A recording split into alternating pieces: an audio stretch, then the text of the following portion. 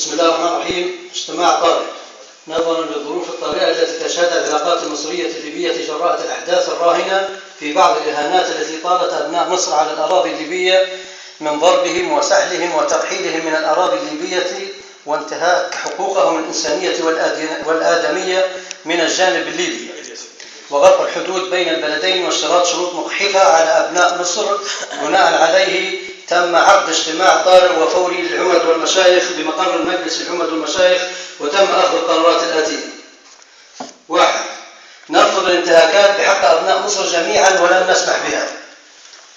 2. نريد بالسادة المسؤولين بمنفذ السلوم بضرورة إيقاف إجراءات الوصول للمواطنين الليبيين إلى الأراضي المصرية، وذلك لوجود حالة احتقان شديدة لدى مواطني مصر عامة ومطروح خاصة جراء الانتهاكات الأخيرة بحق أبناء مصر داخل الأراضي الليبية لحين الوصول إلى اتفاق يرضي الطرفين. تشكيل لجنة تمثل جميع أطياف المجتمع عامة وأبناء مطروح خاصة لإدارة هذه الأزمة والعمل على حلها. شكرا.